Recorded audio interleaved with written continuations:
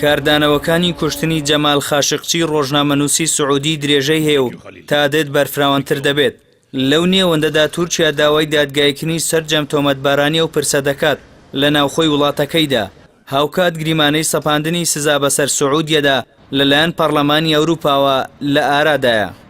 لەلایەشی دیکەوە پرۆسەی وەرگرتنی وتە لە 38 کارمەندی کونسوڵخانەی سعودیە لەلایەن نووسینگەی تیرۆر و تاوانی ڕێکخراوی سەر بە سەرۆکاتی داواکاری گشتی تورکیاوە کۆتایی هات، بەڵام هێشتا 5 لە تۆمەتبارەکان وتەیان لێوەرنەگیراوە.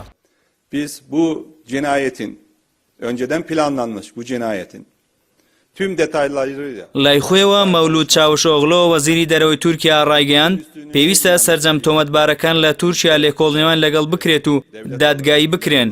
وتیشی پێویستە پرسەکە زۆر بەڕوون و شەفاف بەڕێوە بچێت. جەختیشی کردەوەک دەوڵەت و گەلێک کە باوەڕیان بە سەروەری یاسا هەیە هەموو هەنگاوێکیان ناوە تاوردەکاری کوشتنی خاشقچی ئاشکرا بکرێت. لەلایەکی ترەوە پەرلەمانی ئەوروپا ئەو پرۆژە بڕیارەی پەسەند کرد کە داوا دەکات ئەگەر لێکۆڵینەوەی نێودەوڵەتی لەبارەی خاشقچیەوە ئەنجام درا و بەرپرسانی تاوانەکە دۆزراونەوە سزا بەسەر بەرپرسانی سعودیەدا بسەپێندرێت. لە بڕیارەکەدا ئاماژە بەوەش کراوە کە دەکرێت سزاکانی وە قەدەغەکردنی پێدانی ڤیزا و بلۆکردنی سامان بەسەر بەرپرسانی سعودیەدا بسەپێندرێت.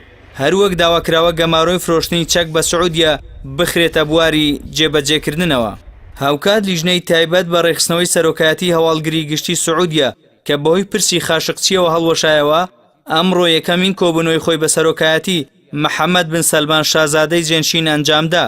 هەر سەبارەت بە پرسی خاشقچی داواکاری گشتی سعودیا ئاشکرای کرد ئەو زانیاریانەی تا ئێستا لە تورکیا بەدەستیان گەیشتووە دەری دەخەن گومان لێکراوانی دۆسیەی خاشقچی پێشتر پلانیان بۆ تاوانەکە داڕشتووە.